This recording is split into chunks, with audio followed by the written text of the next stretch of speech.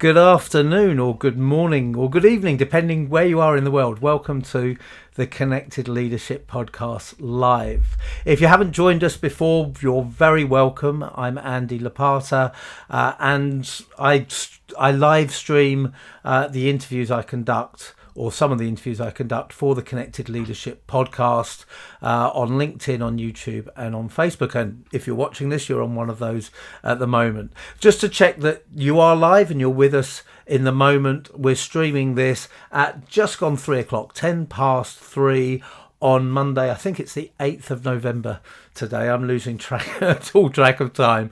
It's 10 past 3 on Monday, the 8th of November. So just in case you think you're watching us live, but actually you're catching up, please do carry on and watch the show if that's the case. And post your comments, post any questions, and my guest and I will pick those up as we're tagged in it. So please feel free to engage in the same way. If you are joining us live on Monday afternoon or Monday morning, Monday evening, then tell us in the comments on Facebook, LinkedIn or YouTube whereabouts in the world you are. Say hello, and if at any point in the show you want to contribute, then you are more than welcome to, and I will come to questions as and when I can. As I say, it's a recording for the Connected Leadership Podcast, which comes out every Monday and every Thursday. And obviously, as I'm conducting the conversation, I have to have one eye on the experience for the listeners to the podcast. So I won't keep interrupting for every comment, but regular viewers will know that I do try and engage with you as much as we possibly can. As I said, the Connected Leadership Podcast comes out on Mondays and Thursdays. The underlying premise of the podcast is that professional relationships underpin executive success, not excess. I would possibly does as well, but that's not what we talk about. And I'm joined by some fantastic guests from all over the world. On the Monday podcast, we have a conversation either around a particular theme that guest has a lot of experience or expertise in, or around their story. It really depends on the guest themselves. And then on the Thursday, we look more closely at the impact of professional relationships on their careers, and they share a few resources as well, which we may find very helpful. And we record both of those interviews in one go. So if you're joining us today, you'll be getting both barrels. So you'll get the Monday and the Thursday in one go. So before I introduce my guest, I can see we have some people joining us live, so thank you very much for doing that. Again, if you want to post in chat who you are, whereabouts in the world you're watching, say hello. It would be great to see who's there. In the meantime, let me introduce my guest to you. My guest came to me very highly recommended by one of our previous guests, and someone whose show really resonated with a lot of listeners. That guest was JJ Snow, and JJ works at AFWERX in the US Air Force. And she turned around to me one day and she said, "You really need to talk to Beam." And I said, "Who's Beam?" And basically, Beam is the person who founded or co-founded AFWERX, where JJ works. Before I carry on with that intro, I can see someone has said joining live, Andy, from LinkedIn, but it's not told me who you are. It says LinkedIn user. So type in your name. I've got a feeling I might know who it is because this has happened before. And let's see if I'm right. I think it may well have been JJ's partner on that show. But I'll give you a moment just to see if I'm right in my assumption.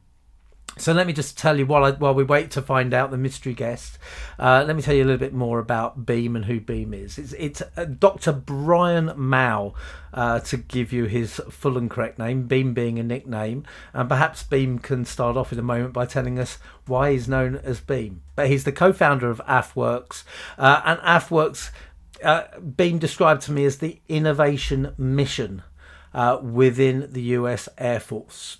And it started out as an idea within the Pentagon, but it's ended up being named as the 16th best place to work globally for innovators by Fast Company and Accenture. And Beam actually tells the story of how that idea within the Pentagon became a successful business in his book, The Experiment That Succeeded. So I want to have a chat with Beam about how he and his team created such an innovative and forward-thinking community, particularly within a hierarchical structure. I mean, anyone will know that any military structure is based on hierarchy, and many would argue that hierarchy is the enemy of innovation. And Beam, I'm sure, has got some views and opinions on that. And of course, with the premise of this podcast in mind, what role professional relationships played within that process. So enough waffling from me. Welcome, Beam. Thank you very much for joining me. Oh, thanks for having me here, Andy. Excited to be on Connected Leadership and to put the mystery at ease. Beam is for the energy beam, 14 marathons and still counting. And when I'm having a bad day, wooden beam. But in general, it's an acronym for the four names of Brian, Edward, Augustine, Mao.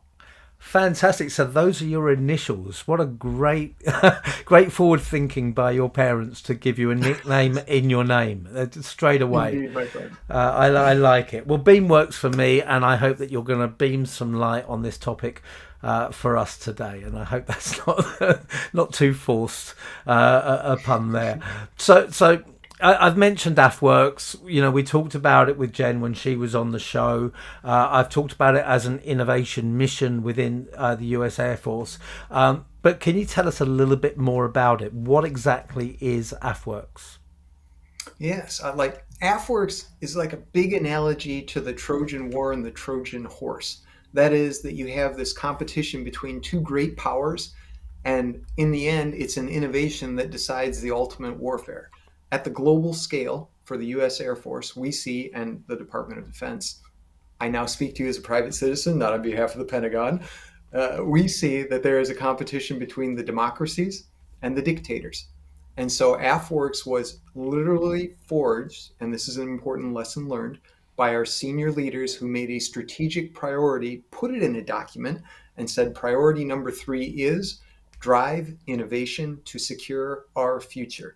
So AFWERX was sliced off some funding to put together some kind of interfacing hub with the public because we know that democracies offer so much innovation and so much advancement. Instead of the government feeling like we have to do everything quietly behind doors in our secret labs, what can we do with the public who is just so much farther along in areas like artificial intelligence and other advanced tech? So that's the basics about AFWERX. And when we put ourselves together to keep a really innovative space going, we refer to ourselves as a fusion of capabilities. So not a technological change, not just really broad, a fusion of capabilities designed to accelerate cultural mindset, quite deliberate. We referred to ourselves as the common mind when we were all working together in unison. We were designed to accelerate cultural agility and technological capability. And so that was AFWERX at large.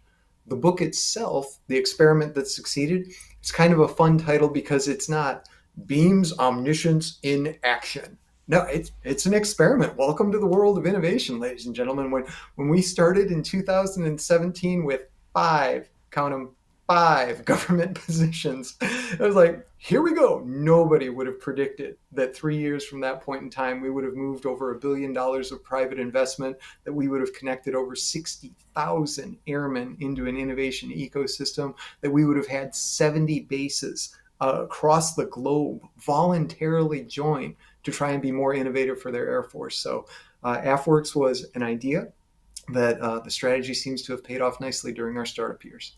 So what's your background, and what was your involvement in this at the very beginning? Was it your idea? Were you brought in to lead it?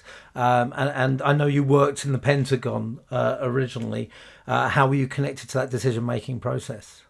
Wow, yes. So when the senior leaders said, let's activate strategy number 3 with innovation, it flowed down to the area of capability development with Lieutenant General Harris.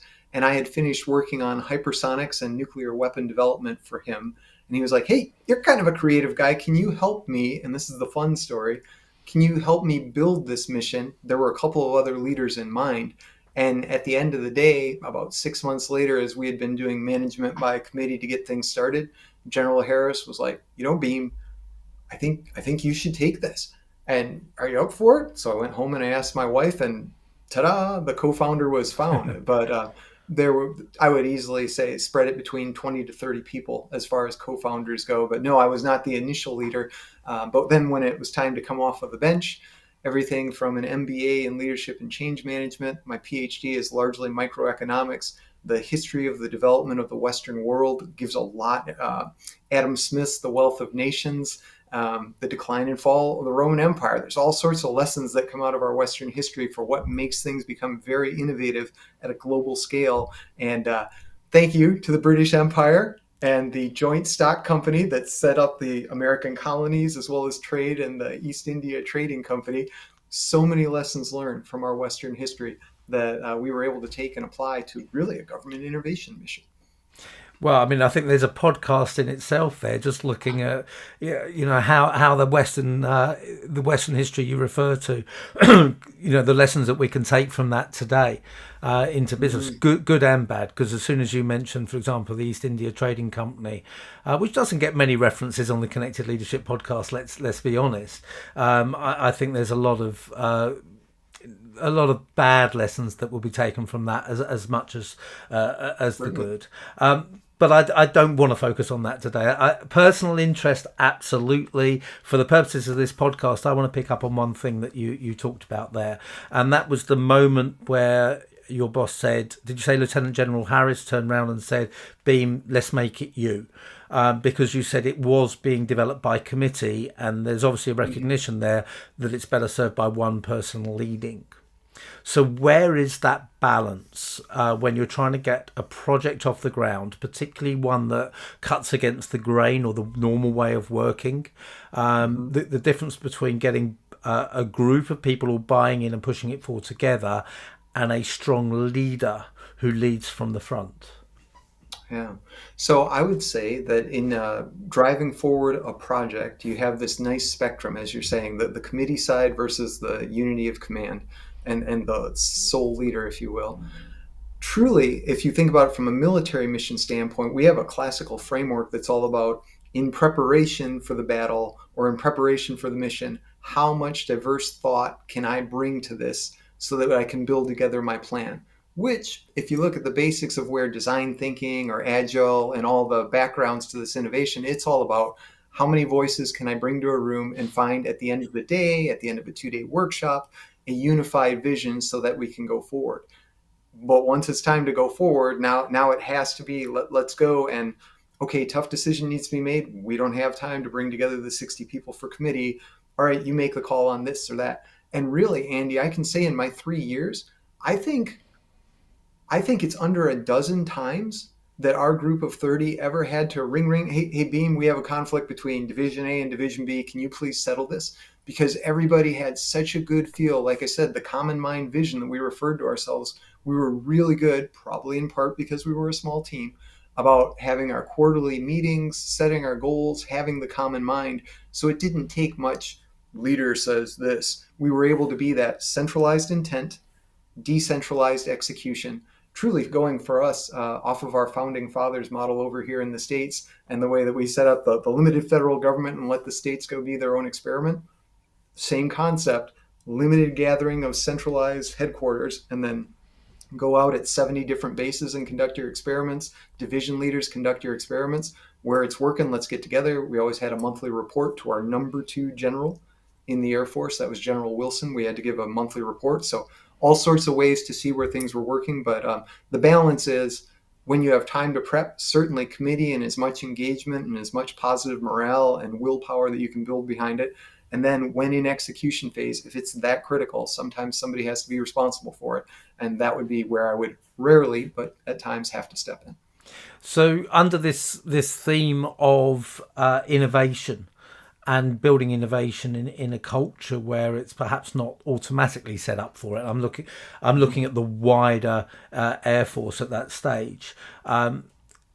Would you say that a large part of the leader's role is to step back and allow things to happen rather than give the direction at every point? That is a fantastic distinction, right? Because if you are being asked to lead an innovation mission, it's not that you're managing innovation, you're managing the innovation environment. and what is required for that environment. And it is to allow people to experiment, and even fail is too negative a word. We had like a 15-minute discussion about this with the 60 of us in the room at one time, where it's like, as long as there's a lessons learned, it's not a failure because we're going to advance over the long term. You don't put all of your eggs in one basket and risk the whole mission on one project, right? A diversified portfolio of approaches allows you to have some small losses along the way, learn from it so that you win big at scale later. So yeah, in general, you try and set up an environment that allows diversified efforts where you know the raw number of losses are going to be larger than the gains. But like a good venture capitalist, you're only expecting 2 out of every 10 to be the big win, and those 2 wins more than make up for the 8 non-wins. So you have to be able to message that. But yeah, some balance of that. So you've built this environment where everyone thrived, and we mentioned this this survey that listed you as 16th best place in the world to work with Fast Company and Accenture. So that obviously begs a few questions. First of all, how did you bring together the right team to create that environment? Right team is one of those grand phrases that takes us back to the very arguments of evolutionary biology and nature versus nurture. Because over here, again, U.S. states bias, former Secretary of Defense Donald Rumsfeld is the one who said, you go to war with the army you've got, not the one you want or the one you wish you had at a later time. You've got what you've got. So when we started in the Pentagon, it was go. And starting with 5 people and growing out to 30, we returned back to the general and we're like, sir, there are no additional personnel. Is it okay if we try using reservists in a full-time capacity? Go for it, Beam. Tell me how it turns out. And again, a monthly report to see how the progress was going along there. But so number one, we had to go with what we had.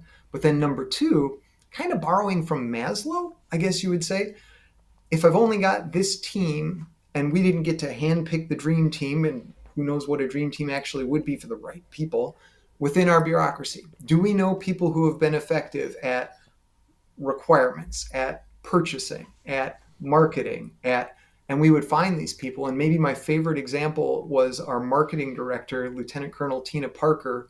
When she first joined the team, she said, okay, Beam, like, what are my quarterly goals? To which I responded, Tina, I don't know anything about marketing. Maybe I knew a little from my MBA, but Tina, I don't know anything about marketing. You're the expert who's been doing this for 16 years. Why don't you muck around for 2 or 3 weeks and then you tell us what you think the right marketing plan is for us?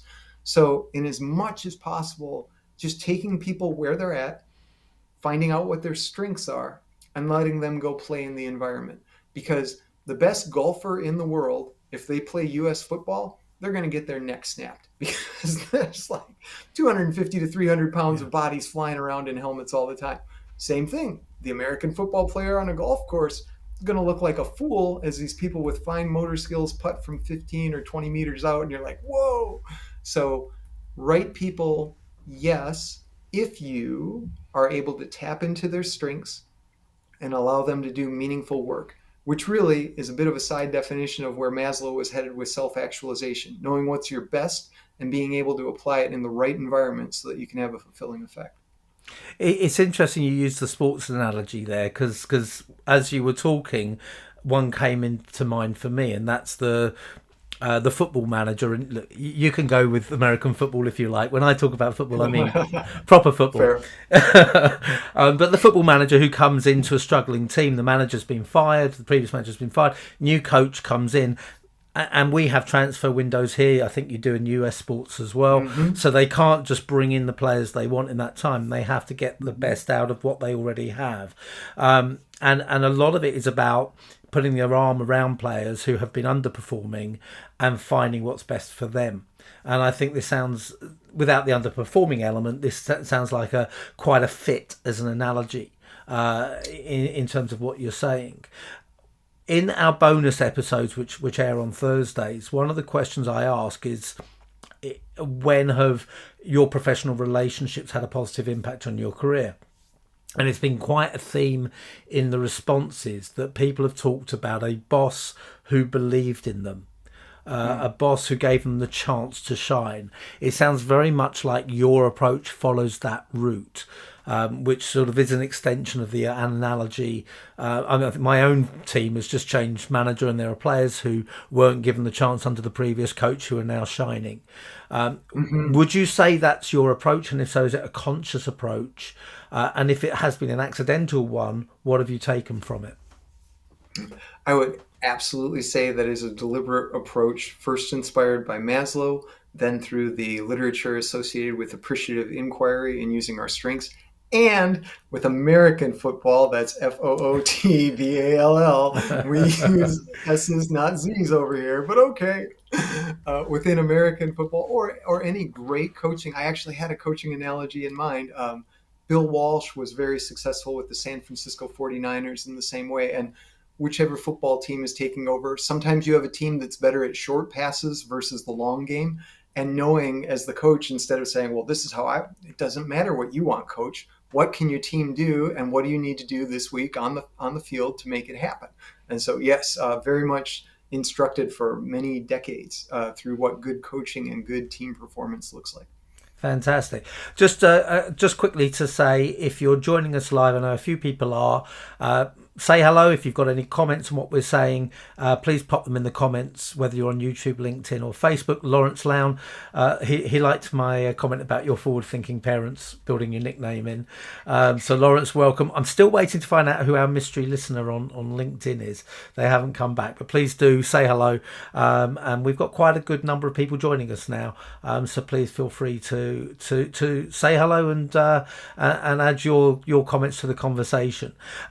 So the other thing I wanted to pick up on, Beam, when you were talking about how AFWERX was developed and what the need was, I think one of the most striking things is you talked about the collaboration with the public in terms of innovation, the recognition that the expertise and experience you need wasn't all contained within the Air Force. Now, I'm sure that military organisations across the world will have collaborations with certain public organisations, but the sense that I get is that this is an extension of that this is really breaking out of the normal, if it's the right use of the phrase military industrial complex, because I know that's quite a loaded phrase in some contexts.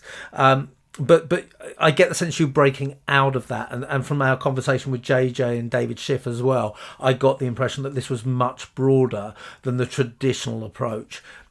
How early a stage did you recognise that this is what you needed to do, and what sort of obstacles were thrown in your way of making that happen?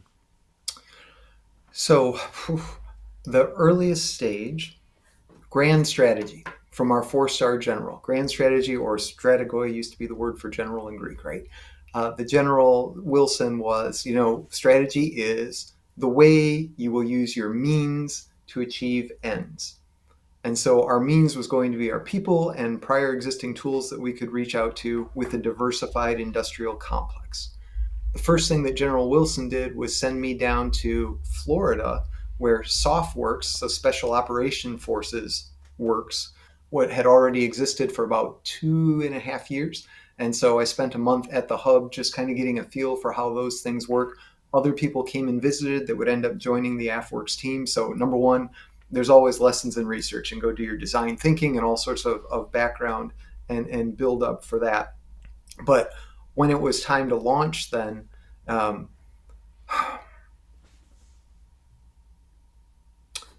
maybe you should ask me the question again before I take us down the SOFWERX parallel. What was it? What was the question? Just to be sure I'm saying this right and going So we were looking at collaboration outside the traditional model of military industrial complex, and bringing in expertise from elsewhere that you wouldn't normally, and how that sat at what point was it introduced, and was there resistance to it? Okay, so the better introduction from SOFWERX then is the pig farmer. The pig farmer, you say. For the Special Operations Forces, here was the story. A pig farmer comes into SOFWERX, that innovation hub, from the public, and says, I've got a really interesting soap here that you guys might like. And the Special Operations Forces are like, soap? We don't even shower. We go out 2-3 weeks, crawl around in the weeds and stuff like that. And he's like, no. I was getting done cleaning up the pigs, and then I created this soap. And when I walked around the barn, my dogs didn't come. My dogs can smell me from hundreds of yards away, and they always come up to me. I was like, whoa, how did I get rid of my scent? That same story then made its way through back to my general as one of them, who was like, hey, what is special operations forces? They can come up with anti-infrared clothing, they can do all sorts of things, but one of the biggest concerns was the dogs will get them. So coming up with this soap was so amazing. This story, you talk about connected leadership with stories, so powerful over many data reports that you can try. Numbers are forgotten, but stories are forever. And so I would say clearly from 2017 on, it was go out and find greater industry with that diversity of industry. And by the time we were done in those startup years, we had over 700 companies that had contracted with us. So beyond the big ones like a Lockheed Martin or a Raytheon, we wanted that small business side. We had over 700 new, 90% of which had never checked the box that said they had never performed work with the government before. So yes, it was something different where we really diversified out into hundreds of new companies in just a few short years. And I guess you could say that that soap would help special ops make a clean getaway. Oh, even better than the Beam fights. Ladies and gentlemen, this is not pre-recorded. There was no setup. That was brutally I'm spontaneous. sorry, I could not resist that one. So you talk about your 700 companies that you had not collaborated before. Your story of the pig farmer and the soap is about someone proactively approaching you. Now, obviously, for you to achieve that number, it has to have been the other way around. So, if that wasn't something you were doing before, how did you approach that market, and how do you find the right people with whom to collaborate? Yeah, so a number of public initiatives were started. For example, we had three innovation hubs set up in the big dealer city of Las Vegas, a land of both the Consumer Electronics Show and certainly a very, very, very busy tourist location as well. So, brought in a lot of different traction, a lot of different ideas. Out in Austin, Texas, at the Capitol Factory, we had another innovation hub. So we were housed within hundreds of different innovation tech groups and stuff that we could collaborate with, even within the same building, without having to go very far at all to find those new small businesses. And then in Washington, D.C., just outside of the Pentagon, with one of the universities and their research ecosystem, Virginia Tech ARC, Applied Research Corporation, they were one of our partners. So we had a baseline ecosystem that we were going to build out from. And then we started to build up with what was called the Small Business Innovation Research Funds, SBIR or SIBR. SIBR was interesting because it's a pot of money that the government sets aside to try and boost the economy through small businesses. That's how we were able to channel so many of those 700 companies, was to say, hey, small companies, do you have ideas that are interesting that you think you could provide to the Air Force? And when there was a match, then there was money. So taxpayer dollars actually got used for something that was then used by the Air Force, and like everybody was happy over here. So yeah, it was. I can't tell you it all in 2017. It was all pre-planned, but it was just having the right people with the right mindset. And so it's like, hey, what about the SIBR money? We could try a SIBR experiment, couldn't we? And we were allowed to take a small amount of funds, and it grew. And pretty incredible, going from 66 was their previous record to we received over 1,000 inputs in one of the quarterly gatherings. I mean, just really, really amazing stuff from the amazing people. Again, not Beam's omniscience, but the larger team playing with the experimental mind and making things happen. And did you find a difference in the way you engaged and built relationships with people in the private sector and the small business sector, particularly compared to when you were dealing with the larger organisations like the Lockheed Martins or within the Air Force itself? So I need to be careful so I don't offend anybody. Well, I would say that largely there's a lot of patriotic democracies, because whether it was, we would have at our innovation hubs the brainstorming sessions to advance ideas, and many times the big defense groups would send a representative because they had a lot of expertise. So we were more than happy to engage them. We probably just generically were constrained and wouldn't have the amount of money that would be interesting to say, hi, I have $100,000 cash prize here. That probably doesn't do much for a Raytheon or a Lockheed. But they were very, just super patriotic. Yeah, Lidos, just about sending representatives who could contribute to the brainstorming. And it was largely the small business folks who were like, hey, how do I cut through the red tape? Because the big government industries had a set of lawyers or a set of contracting specialists who knew all of the code and the large bureaucratic legislature stuff to cut through. What we were able to do was to navigate and create inroads within the small business sector so that they didn't have to worry about all 10,000 requirements. But no, here's a way that we can do some initial prototyping and then we can grow out to a larger scale at a later time. So I would say that we help build the bridge between small business in a way that the larger defense corporations wouldn't have needed. Okay, so let's talk about red tape a little bit then, because I think this goes to the heart of really what we want to talk about today, which is how you can create an innovative culture within a more bureaucratic space. So you've talked about how you created those bridges for small businesses. What about for yourself? You know, you got, I think, 650,000 people within the US Air Force, a huge amount of pressure and demand on budget. You're doing something very different. Yes, it was driven by generals, but what, you know, we touched on obstacles that came in the way. What type of bureaucratic red tape got in the way, and what was your strategy in getting past that? So, over here in the United States, our supreme judicial group, the Supreme Court, is such a precious commodity because these 9 judges, when a president has the opportunity to appoint a judge, anybody and everybody rallies around to have a discussion about what does this mean for us, because laws are open to interpretation. That same mindset and model applied to us because there are so many regulations within the bureaucracy. Talk about connected leadership and connected people, finding the right people, because you had 2 types of, and I'm going to generically categorize, lawyers, contracting officers, finance managers, and we'll just say judges. You had so many people who were judging how money would get to be used for innovation. One group, and this is the important group to ultimately find, one group was, you know what? If it's not illegal, if I can't see something that says you can't do this, and it passes my common sense test, and I could call up my grandma and be like, Graham, this is what I'm doing. And she would be like, I'm proud of you, honey. That's enough morality test for me. Let's go use the taxpayers' money on this. But there was another camp that was 100%. I don't see anywhere in the regulations where I can authorize this for you. And it's like, but those regulations were written in like 1990. You know, computers weren't that distributed that.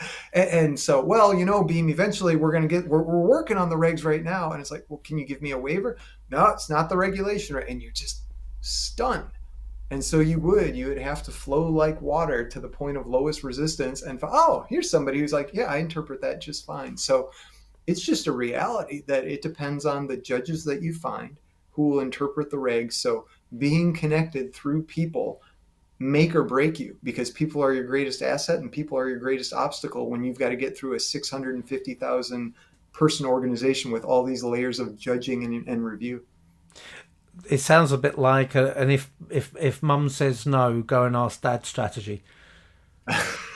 There's a little bit to that. So you talk about the people are your biggest asset. How strong was your network within the Air Force, and how important was that? Do you think someone could have come in cold without an existing network there and had the same impact?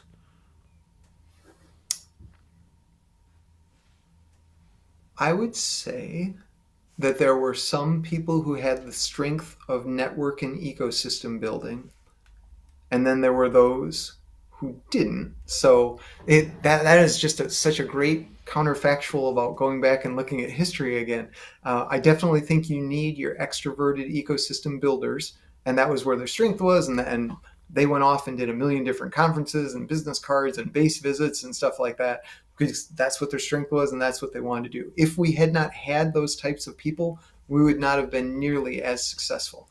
So it would depend on who showed up when it first started. But we were fortunate that when we had that initial 5, 3 of them were very strong on networking and stuff. I was much more I'd already had, that was year 7 in the Pentagon. So I wasn't much on the external world, but 3 of them were super, super connected. And I think anybody could have jumped in with that part at least and gotten the development. The overall success and strategy, I think that's where we take a little more credit for our unique people doing what we were doing. But yeah, you definitely need to be connected, or it's just not going to happen. So, you talked about getting people to play to their strengths earlier. It's recognizing who in that team have the connections and how you can help them leverage them as effectively as possible rather than everyone relying on you as the leader to have them. Yeah, absolutely. Again, not my omniscience. It's what is everybody's strength and how do we play to it? Our marketing director being able to do what she did. Uh, she was so good that we have, imagine the Pentagon has an internal newscasting system with headlines. Typically, that was about 12 for the Air Force, 12 headlines. There was a time when she had three of the 12 headlines going on for AFWERX events. And you just ask yourself, how does a team of 30 out of 650,000 end up owning three of the 12? 25% of the headlines for 1 week are AFWERX events. That makes no statistical sense whatsoever. That is about the drive, the heart, and the belief of the people in what the mission is and in what we're doing.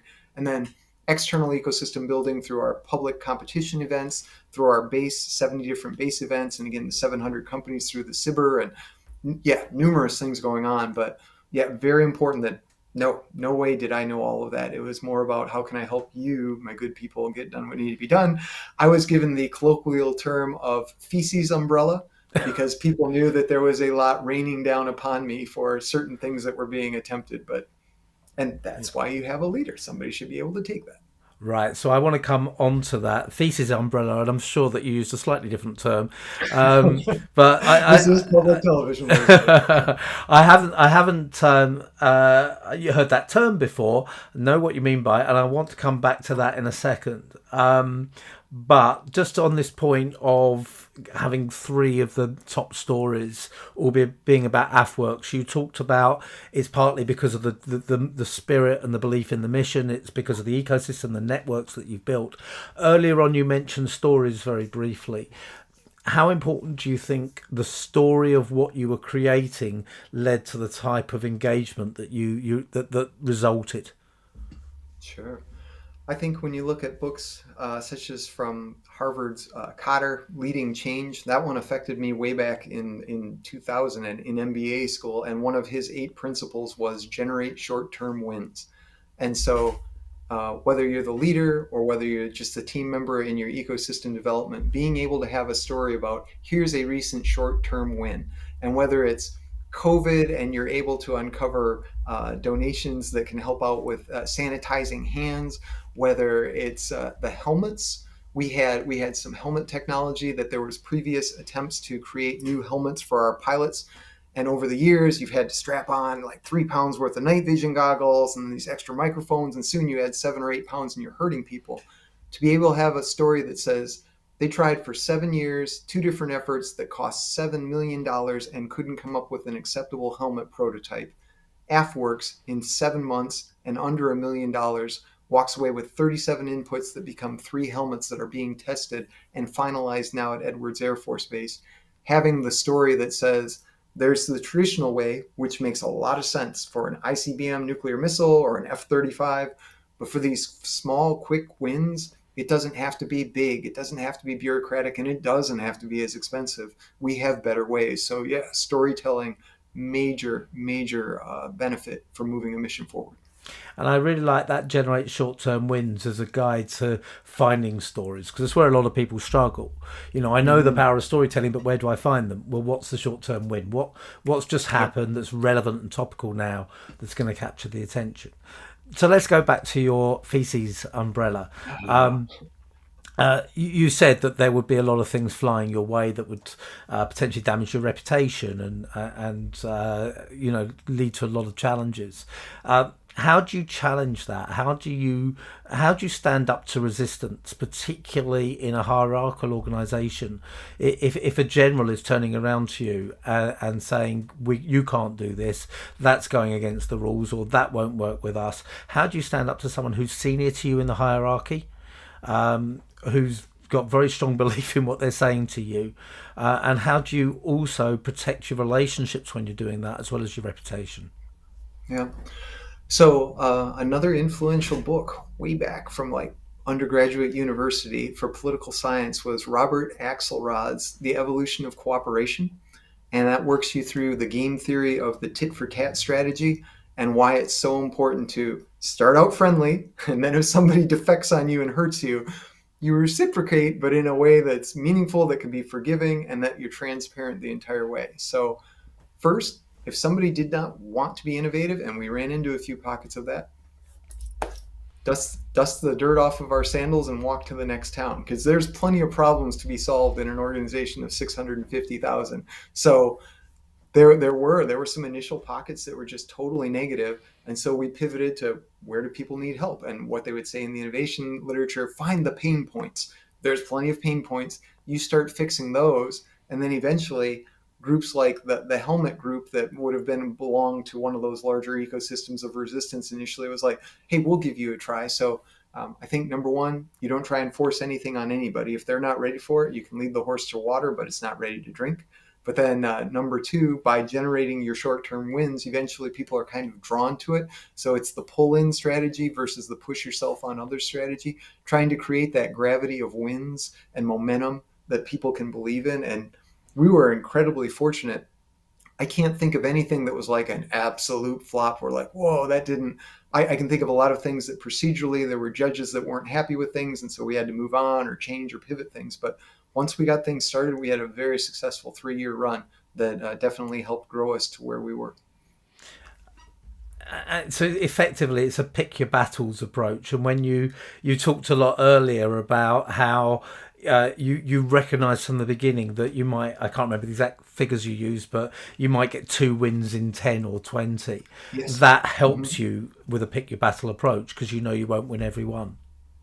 Yes, having that mindset and knowing that at the end of the day, being able to use the term net benefit, that was big, because the bumper sticker at the time was think big, start small, fail cheap, learn fast, and then win big at scale. So it's hard to get people to remember 5 phrases like that. So you just go, how about net benefit that says there's going to be more raw losses than there are gains, but those gains will pay off. The other analogy that I did use in front of one of the councils was, think of an email experiment. Think of, we've now developed a database that has 1,000 small businesses, and I say, who has artificial intelligent widget X like capabilities? I send out 1,000 emails, and I only get back 10 responses. I've had a 99% failure rate. Do we want to focus on the failure rate? Or do we want to say, compared to 1 week ago, I had nothing. Now I have 10 good ideas from 10 meaningful businesses. So net benefit versus just raw wins and losses was also useful for that messaging. Great stuff. Thank you for all of that, Beam. Now, I recognise we've spent our whole conversation talking about your former job, and you've now left AFWERX and you've moved on to other things. So what are you up to now? I have had the incredible good fortune, with my startup years complete, moving into the private sector now and able to move my family closer to home. It is tier one performance that picked me up, and their mantra, it's, you can look at their website, is strategy activation through the people. And there could be no better match for me than to be, it starts with the people. No matter what you have, I can run you through all the strategy, environment, culture, mission alignments you want. But if we aren't willing to work through our people, then what's the point? And they are so people centric. I have tremendous good fortune to work on some innovation items in numerous industries now in the private sector, because I just want to keep helping democracies advance, including through their business worlds. And that's what makes us strong and keeps the dictatorships at bay. So I'm very fortunate to be where I am. Thank you for asking. And do you notice a big difference in culture now that you're working in the private sector? You know, I asked you earlier about the difference in engaging with the private sector. What about being and working in the private sector compared to being in the military? I have to say, I haven't had a single judge check me into the boards recently. I have no known scars at this point in time from some sort of, you're doing what according to regulation 4637. Much more a wonderful mantra of, if it can help people and it's moral and sound, let's give it a shot and see where it goes. So very in line with the experimental mindset. Very grateful for where I am. Fantastic. Well, I think that's a great note to finish on. Beam, thank you so much for your insights. We're going to carry on our conversation, and you're going to help us record a look at the impact of professional relationships on your career for our Thursday episode. But for the moment, thank you very much for joining me. Thank you, Andy. And again, thank you for putting together Connected Leadership, because as you continue to disperse these ideas, this is like one of the fundamental things that make democracies great, that we continue to advance the key ideas. So thank you for the invitation and the conversation. My pleasure. So thanks for that, Beam. Do you need a quick stretch, or shall we just carry on with our second interview? Quick drink, and All then good, my we'll carry friend. on. Just a little. Yep, I will grab my water. So that made great viewing that last second for everyone who's joined us. I haven't had any comments since Lawrence. I know people are watching. You may just be sitting there fascinated. If you want to say hello, please do. And I still don't know who our mystery viewer is. I will find out when I go onto LinkedIn later. And I've got a suspicion, as I said earlier, that I know who it is.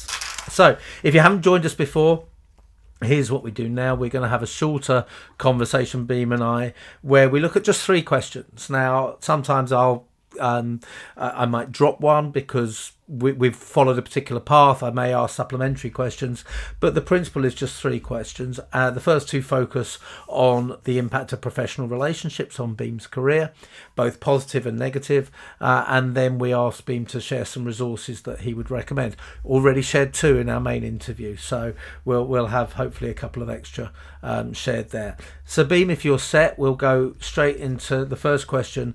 Sure. Which professional relationships have had the most positive impact on your career to date?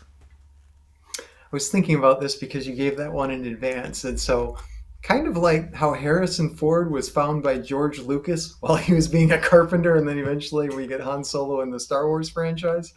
Hands down, if it weren't for Lieutenant General Harris being like, hey Beam, do you think you can run this, and giving me a shot? My initial role as a co-founder on the staff team was just to set up some other group to be doing the leading. And so for him to sit down and have that kind of conversation with the coach, and then the coach says to the player, hey, what are you thinking? And I'm like, well, sir, from everything I've researched and learned in my life, this is going to have to be a wide open strategy. We're going to have to try all sorts of new things. They're not all going to win. When General Harris turned around and said, Beam, if you guys aren't failing at least 70% of the time, I'm going to wonder if you're really trying to be innovative enough. That was when I was like, that's the guy I want to work for. Because otherwise, it was time for me to go back into the requirements game and develop hypersonics, which is totally cool. And nuclear stuff, I've been a launch officer earlier in my career, so I'm very comfortable with that. But really, that man, he was very visionary. General Wilson. Then, so if I reported to General Harris every week, once a month, then was to the number 2 general in the Air Force with General Wilson.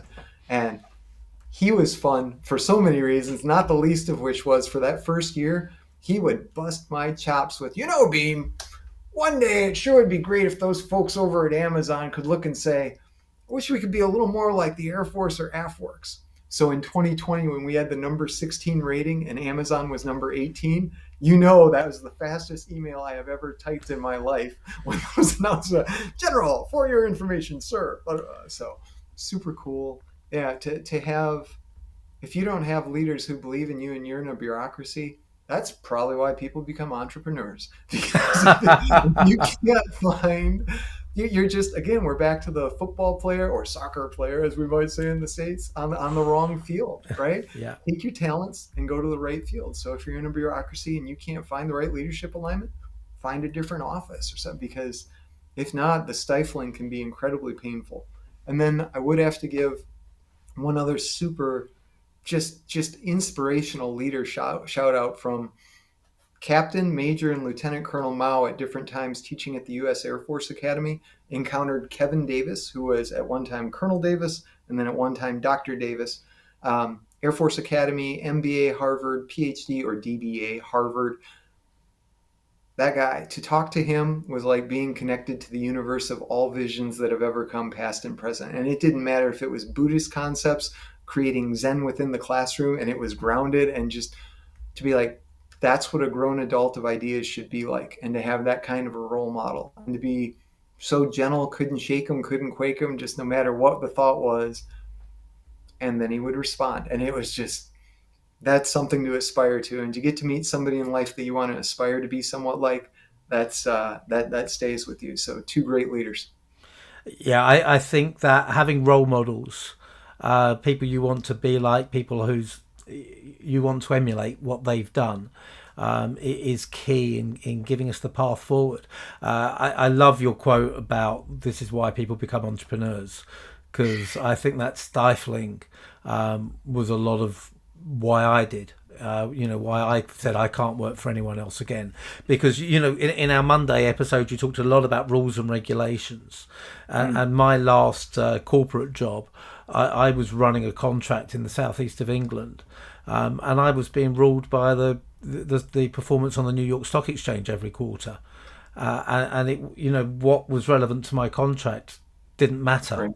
It was what happened across the whole organisation globally that impacted what I could do, and I couldn't operate in that environment. I'm too opinionated to operate in that environment, and I think you'll find a lot of entrepreneurs are probably like me, too opinionated to just do what they need to do. I don't want to disrespect anyone who does have a successful corporate career, because they have qualities I just didn't have. And so I have to be careful to be respectful, because I admire those qualities very much, just not the ones that I have. And that probably leads us quite nicely into the next question, which is where professional relationships have not gone so well and where they've struggled, because I certainly have my history of those, particularly when I worked for other people. So where have they gone wrong for you, and what did you learn from it? So we go back to the feces umbrella title Yeah. that I had so nobly earned from our prior gathering. And because an innovation mission suddenly appears in the Air Force, and there are multiple other organizations who are like, wait, I thought we were the innovation mission. And suddenly, without ever having called anybody a name, without ever having done, suddenly we are the bad guys. We are the target. We are those fancy people from the Pentagon, or, we're from the government and we're here to help. There are all sorts of reasons for people to suddenly throw negativity your way without ever having a chance to talk with you. So I think, in fact, it was kind of where I probably formulated the final thought on the phrase, what's the only thing more dangerous than errored hatred? Errored righteousness. When you are so certain in your cause that everybody else must therefore be against you, we definitely saw people who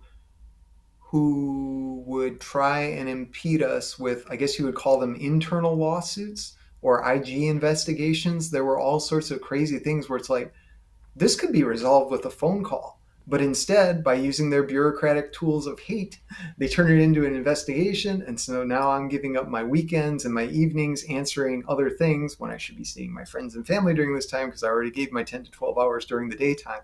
And I mean, it's a genuine attrition against your lifestyle if somebody has a grudge against you, because, understandably, within a bureaucracy of 650,000 people, if somebody files a complaint, you're not going to just say, oh, have a talk about it, because maybe there's, I don't know, fear or intimidation or whatever those things. But these are people you've never met. You're like, why do I have to answer that question? And so the tools of trade within a bureaucracy to slow something down are pretty incredible. So getting your message out early, what have you learned? Getting your message out early, being incredibly friendly, again, going back to Axelrod and the game theory strategies from Tit for Tat. So being out there, being friendly, being transparent, here's what we're doing. The quicker you can build out your positive ecosystem and your generation of short-term wins, so people are like, oh, those are the friendly people who are just here to help. And you never force yourself on anybody, because then you never overran anybody's turf. And now so I think short-term churn was to be expected, and that first 6 to 9 months wasn't the most pleasant of all time, to be sure. But once things started rolling, it was pretty wonderful. The last two. So if you can follow those rules, those guidelines, you're still going to get choppy waters as people start to understand who you are and what you stand for. But if you can weather that storm, then you've got calmer waters ahead. You talk about there are things that can be resolved with a phone call. Have you experienced it where it's been escalated, but you've been able to pull it back by just having a person-to-person conversation? We did, which is, again, why I so much love your connected leadership, right? Having the connection. So I don't want to use names, but I'll just say there was definitely a project, and we weren't even, because of COVID and stuff, it wasn't even in person. It was over the phone. So it wasn't even VTC with body language. but it was through a conversation where I could step in and say, hey, if you're really nervous about signing this, just let me know. And this isn't a threat. This is a real thing I need to know. If you're not comfortable, let me know, because I can take this to the number 2 general in the Air Force. Next, my meeting with the general is next week.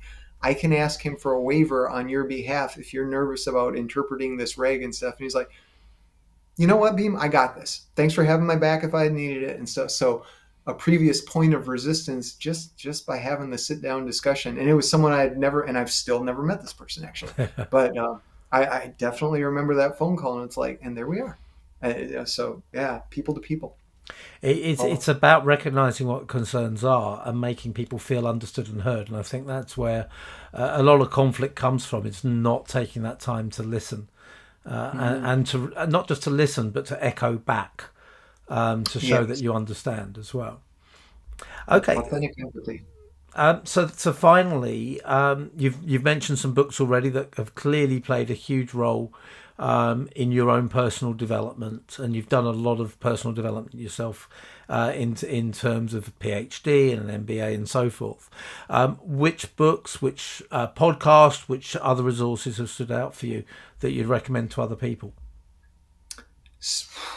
Okay, so yeah, just to briefly review, I think Axelrod and the Evolution of Cooperation is just amazing because of what it shows us about growth in an artificial intelligence environment. And this is even back in the 70s, but such powerful 4 principles that emerged from that people could follow.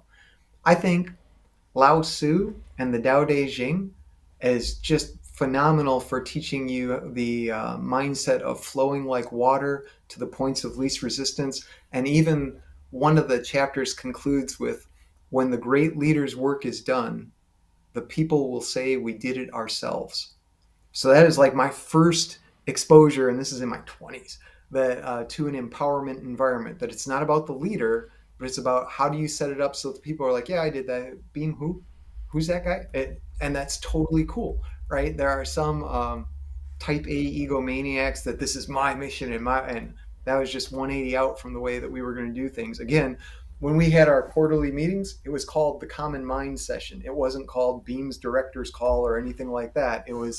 It's all about us. So that had a profound impact. And Sun Tzu's Art of War also needs to get a shout out because, again, as we said, to be shapeless and formless so that no one can spy or attempt against you. That's why we used words like fusion of capabilities instead of we're technology development, because then somebody could raise their hand and be like, no, I'm technology development. You're riding my turf.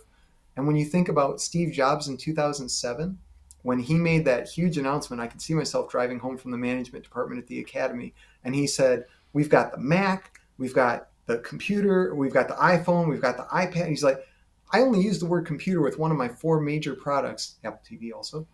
He's like, therefore, we're changing our name. And for him to make the momentous change of going from Apple Computer to Apple Inc., and what words mattered, so how important storytelling and words mattered, that was just pretty profound from a just historical standpoint. So I think I've learned most from books and just watching what other leaders are doing and trying to adapt from those. Those are my most likely sources. You started our Monday conversation by talking about what you've learned from Western history going right the way back. You mentioned the fall of the Roman Empire. You're talking about classics like Sun Tzu and so forth, and going to some quite profound philosophy books rather than the traditional business books, although you've mentioned those as well. And it's great to hear that inspiration coming from it's the more traditional, but the less conventional sources on this podcast. Well, I mean, we've had everything on this podcast. We've had rap records and various other things. Rap records from Miranda Braun springs to mind as very much out of the envelope, so to speak. But yeah, no, I'm surprised the Art of War in particular hasn't come up more often. But it's great to hear those different sources of inspiration coming from you. Beam, it's been an absolute pleasure. Thank you very much for joining me, and I look forward to remaining connected with you. Oh, Andy, this has just been uplifting for the week, and so thank you for the time and the conversation, and thanks for what you're doing. Thank you. So Thank you very much again to Beam for joining me. I hope that you found that enjoyable and insightful. I think there were some great takeaways from what Beam had to say across both episodes that we recorded just now. Keep your eyes peeled on this channel. We are looking to record a few episodes across November just to tee us up for the new year. We're going to take a break from the podcast itself for most of December. December the 6th will be the last podcast release, but the interviews will continue through till perhaps a week or so before Christmas. So keep your eyes peeled on this channel. There'll be more coming your way. In the meantime, thank you very much for joining me on the Connected Leadership Podcast.